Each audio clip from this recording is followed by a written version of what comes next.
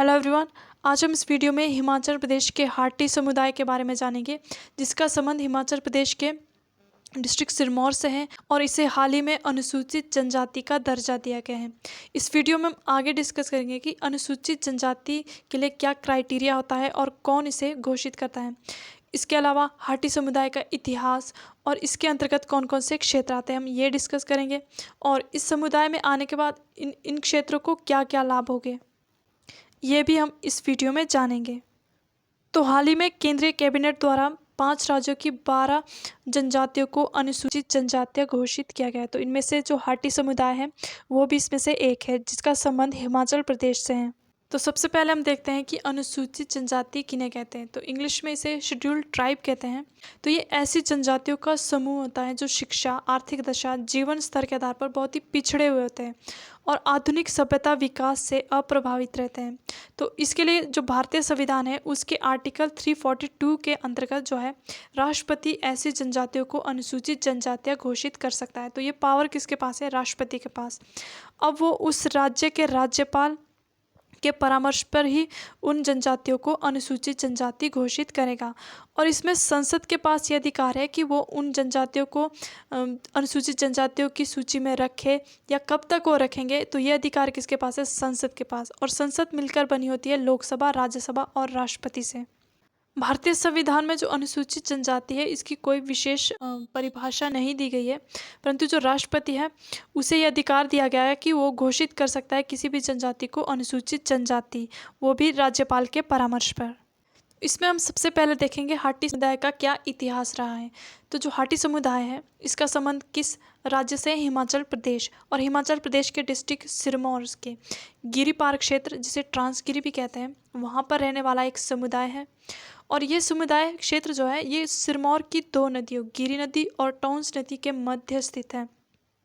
तो ये जो टॉन्स नदी है ये बहुत महत्वपूर्ण है, क्योंकि ये जो उत्तराखंड का जौनसार बावर क्षेत्र है इसको अलग करती है ट्रांसगिरी क्षेत्र से। यानी कि ये जो टॉन्स नदी है ये उत्तराखंड और हिमाचल प्रदेश का जो डिस्ट्रिक्ट सिरमौर है उसके मध्य सीमा भी निर्धारित करती है। तो ये कौन सी नदी है?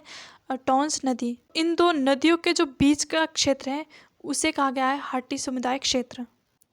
तो जो ये हाटी समुदाय के लोग थे इनका मुख्य व्यवसाय क्या था?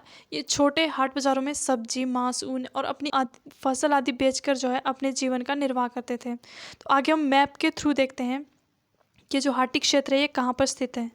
तो यह है हिमाचल प्रदेश का मैप। इसमें हम देखेंगे जो उत्तराखंड स्टेट है उसके साथ हिमाचल प्रदेश के कितने डिस्ट्रिक्ट सीमा साझा करते हैं, क्योंकि उत्तराखंड का भी कुछ भाग था जिसका संबंध हाटी क्षेत्र से था।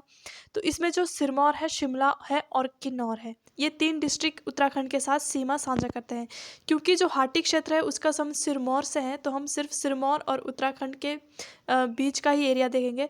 तो जो सिरमौर का ट्रांसगिरी क्षेत्र है और उत्तराखंड का जौनसार बावर क्षेत्र है, किसी टाइम पे ये एक ही क्षेत्र हुआ करता था और उसके बाद जौनसार बावर एरिया को अलग किया गया, जो सिरमौर का एरिया था उससे अलग किया गया। और ये जौनसार बावर क्षेत्र उत्तराखंड राज्य में आता है।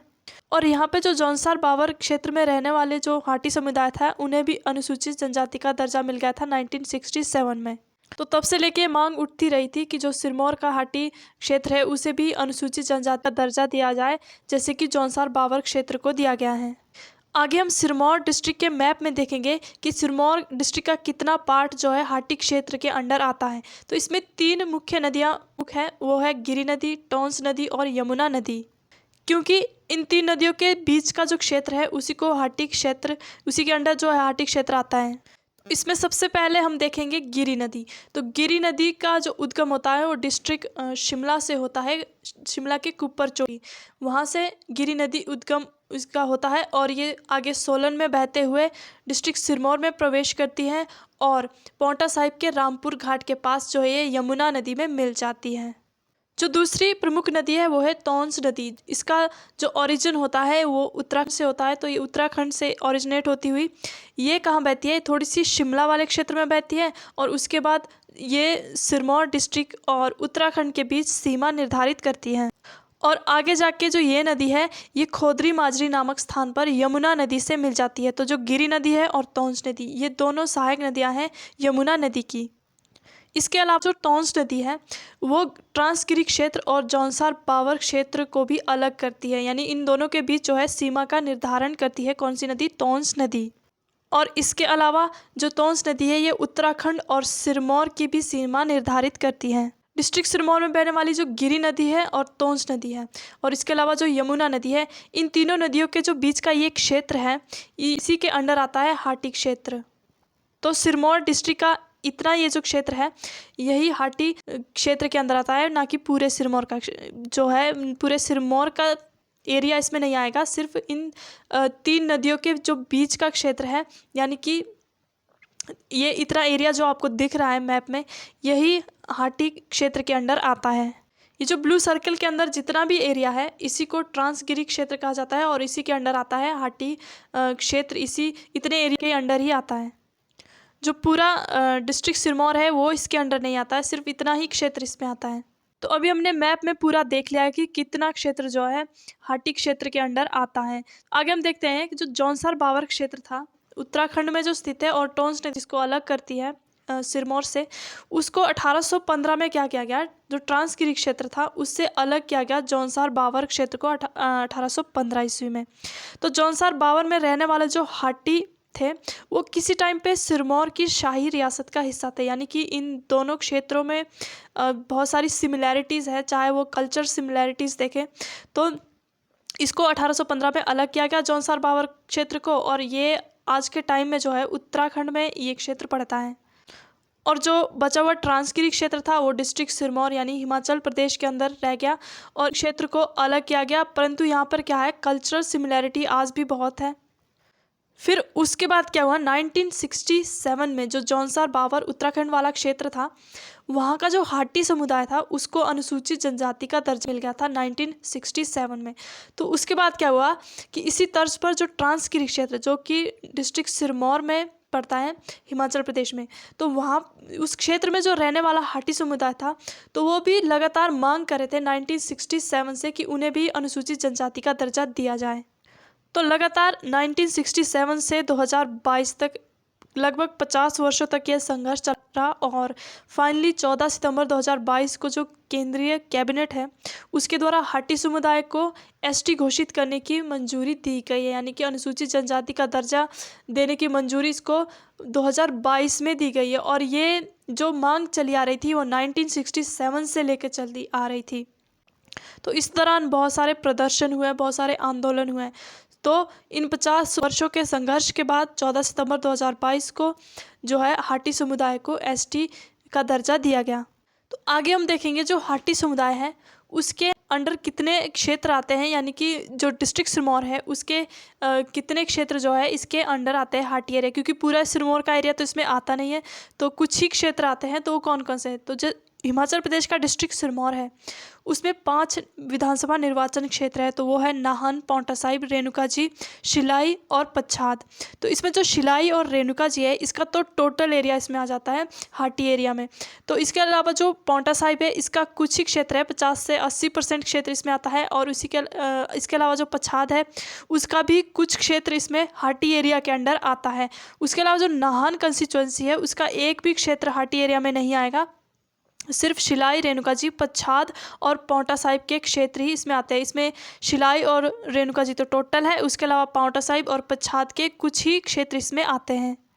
तो हमने पीछे डिटेल में मैप के थ्रू डिस्कस कर लिया है। तो अब हम जानेंगे जो हाटी समुदाय है उसके अनुसूचित जनजाति क्षेत्र में आने के बाद वहाँ के लोगों को क्या क्या विशेष सुविधाएं या क्या विशेष लाभ मिलेगा, तो अब हम ये जानेंगे। तो जो हाटी समुदाय है इसमें जो डिस्ट्रिक्ट सिरमौर है उसकी 154 पंचायतों के लगभग 1,60,000 लोगों को जो है इसका लाभ मिलेगा, और इसमें इन्हें कुछ विशेष आरक्षण या कुछ विशेष सुविधाएं दी जाएगी।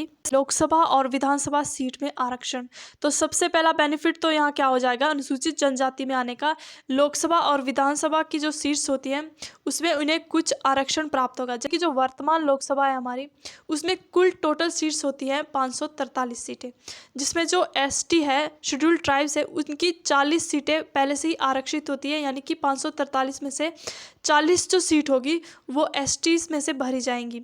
उसके अलावा जो हमारी वर्तमान हिमाचल प्रदेश की विधानसभा है तो उसकी टोटल सीट्स है 68, जिसमें कि एसटी की 3 सीटें भरी जाती है, किन्नौर, चंबा और लाहौल स्पीति से। तो अब जिस तरह से जो हाटी समुदाय है उसे अनुसूचित जनजाति घोषित किया गया है, तो इसमें कुछ सीट्स विधानसभा में भी मिलेगी, कुछ लोकसभा के लिए भी इसका बेनिफिट दिया जाएगा। परंतु इन सीटों का निर्धारण उस जो अनुसूचित जनजाति है उसकी जो जनसंख्या है उसके अनुपात पर ही निर्धारित किया जाएगा। दूसरा जो बेनिफिट मिलेगा वो सेवाओं और पदों के लिए दावे, यानी कि जितने भी सरकारी नौकरी है उनमें उन्हें कुछ रिलैक्सेशन मिलेगी, चाहे वो एज से रिलेटेड हो, चाहे फीस से, चाहे वो फिर अंकों के मापदंड से।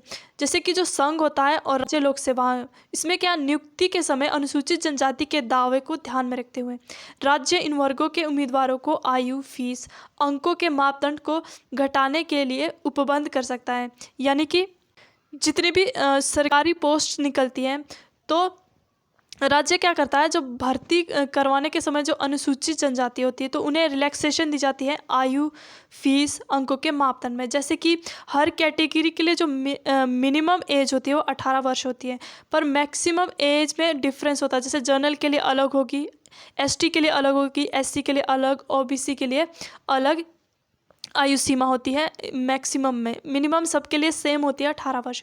उसके बाद फीस स्ट्रक्चर भी कैटेगरी वाइज अलग अलग होता है।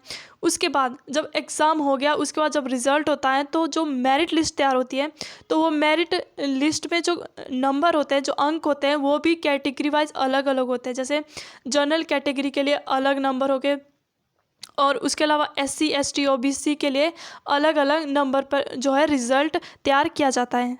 इसके अलावा जो प्रमोशन के टाइम में भी कुछ रिलैक्सेशन मिल जाती है, पर इसमें एक बात ये होती है कि जो क्वालिफ़िकेशन होती है वो सब के लिए सेम होती है। जैसे कि अगर कोई पोस्ट निकल रही है तो उसकी जो मिनिमम क्वालिफ़िकेशन है वो ग्रेजुएशन है, तो वो सारी कैटेगरी के लिए सेम रहती है।